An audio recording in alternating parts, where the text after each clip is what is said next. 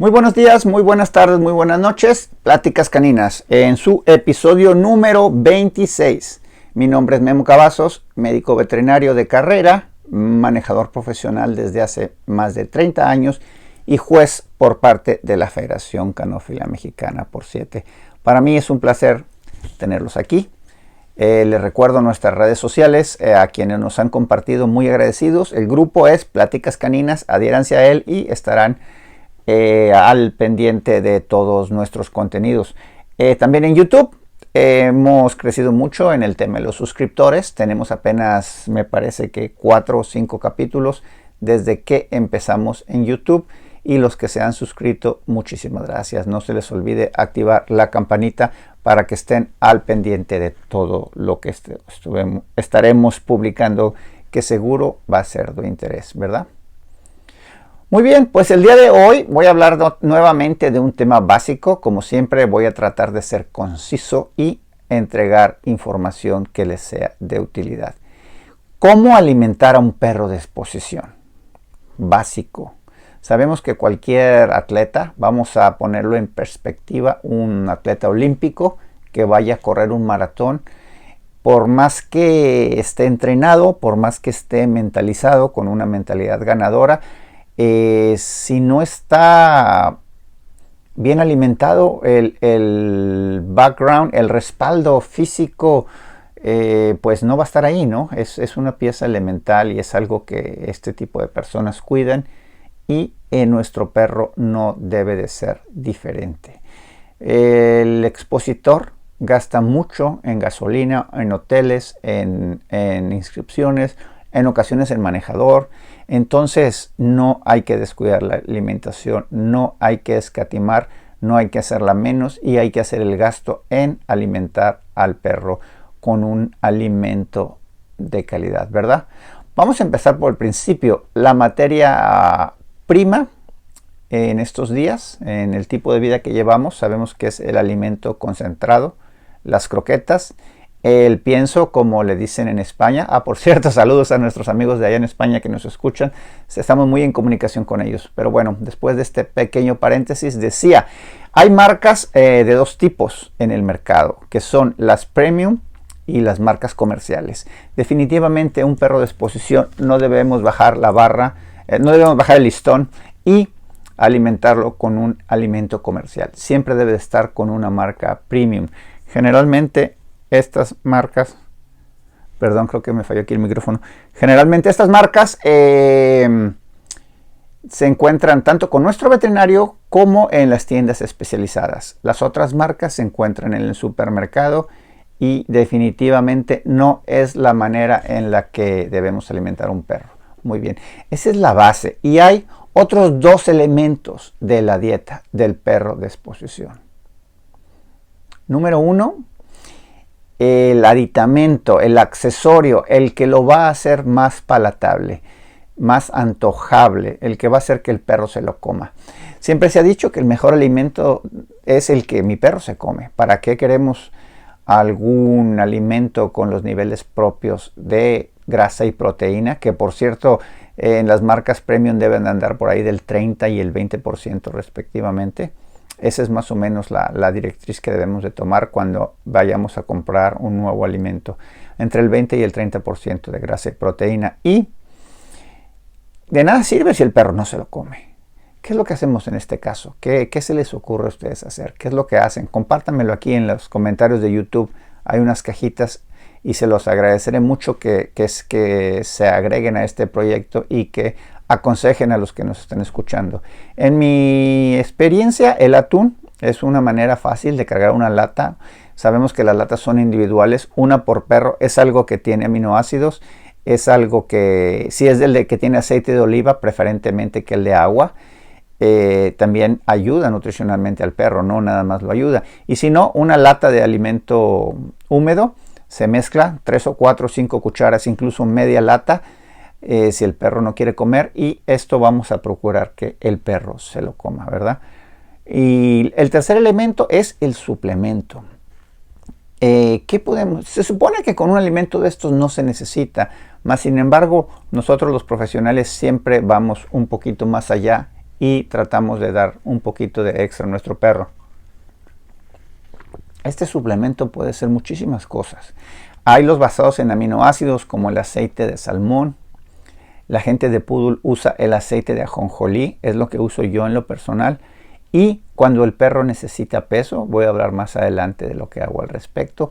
Pero hay un suplemento a nivel comercial que se llama Showstopper, que es muy pesado en proteínas. Hay que darle poquito y no hay que prolongar el uso de esto durante periodos largos, porque tanta proteína puede ser un poquito pesada para el hígado y para el metabolismo en general de algunos perros. Entonces debe usarse de manera temporal, debe usarse con cautela, pero ayuda mucho. O sea, hay veces que el perro nos llega 4 o 5 días antes a nosotros los manejadores, no come los 2-3 primeros días, no come cuando viaja. Hay una perra en celo viajando con nosotros, muchísimas razones por las cuales un perro puede dejar de comer. Y si es un perro de metabolismo rápido, puede perder peso incluso en un alimento que pierda, ¿no? Hay perros que no, hay perros que necesitan estar sin comer 3 días para perder peso, son metabolismos lentos, y eso me lleva al punto que lo decimos en muchos capítulos. Es importante conocer a nuestro perro, es importante saber cómo reaccionar hasta este tipo de circunstancias para solucionarlas de la manera más eficiente, ¿verdad? Entonces, un buen alimento, si se lo come, nos saltamos el punto número 2, podemos dárselo húmedo o seco. En los perros que tienen tendencia a la torsión gástrica, como son los grandaneses, los mastines, los loberos, las razas gigantes, hay razas que no son tan grandes como el Breeder o el pastor alemán, que tienen gran incidencia de este problema. Recordemos que deben comer en alto, debemos viajar, ponerlos a comer en el corral, de preferencia no en la jaula, y que coman en alto, que el alimento fluya y que caiga al estómago de una manera más, vamos a decirlo así, gravitacional. Voy a permitirme el terminillo, y que no hagan ejercicio después de que coman. Muy, muy importante en estas razas. Los profesionales somos muy, muy cuidadosos de esto, y hay una razón para que sea así, ¿verdad? Muy bien, entonces, si el perro come bien, nos saltamos esto, y el suplemento es opcional. Hay el aceite de bacalao, hay píldoras de omega 3, hay muchas presentaciones que se basan en esto de los aminoácidos. La gente de Poodle decía, usa el aceite de ajonjolí. A mí me funciona muy bien y no es caro. Es una manera de hacer el aditamento. Y como lo decimos en muchos capítulos, nosotros debemos hacer lo mejor para que el perro se presente bien. El éxito de exhibir un perro es un resultado de un esfuerzo, de un plan, de una estrategia. Y el esforzarnos en este sentido, o sea, el decir, no me dio tiempo de ir a comprar el suplemento, no es excusa, no es excusa. Dejen las excusas de lado y dedíquense a su proyecto, que es el perro, de manera íntegra y esforzándose lo mejor posible. Ahora está gritando mi ave, no sé si le escuchen por ahí, pero bueno, disculpen. Les recuerdo que no somos profesionales y estoy aquí grabando en mi casa, en mi oficina, con el único fin de compartir mis conocimientos con ustedes y de crear una semilla de superación en el proceso de exhibir un perro y de preparar un perro. Bueno, pues independientemente de los gritos de mi ave, ¿cuántas veces se le da de comer a un perro de exposición? Interesante pregunta. Pónganmelo aquí abajo en los comentarios. ¿Cuántas veces come tu perro? En principio, el perro de exposición que está en óptimas condiciones no debe de desayunar. Debe de presentarse como un atleta. Si puede ser darle un par de galletas, un desayuno pequeño para que se sienta más a gusto, para que no le produzca ansiedad, es viable. Pero si el perro se presenta antes de las 9 de la mañana, yo la verdad prefiero exhibirlos así. Número 1, porque va a ser más reactivo al bait, y eso me va a ayudar a sacar lo que nosotros llamamos la chispa de los ojos. Y en el caso de perros de orejas erectas o de perros que vayan con las orejas, aunque sea dobladas hacia adelante, un perro siempre se va a ver mejor con la expresión, con las orejas bien altas, ¿no? Eso va a oprimir el botón del wow factor, del cual he hablado ya en varios capítulos, y si no lo he hecho lo voy a hablar en capítulos consiguientes, ¿verdad? Eso se consigue más fácil cuando el perro tiene bait. Hay perros que no necesitan, hay perros que están locos por el bait, tengan hambre o no tengan hambre. No os quiero decir, que no se diga que Memo dice hay que llevar el perro hambriento al ring. No. Simplemente un poquito, seguramente en algunos perros va a ayudar.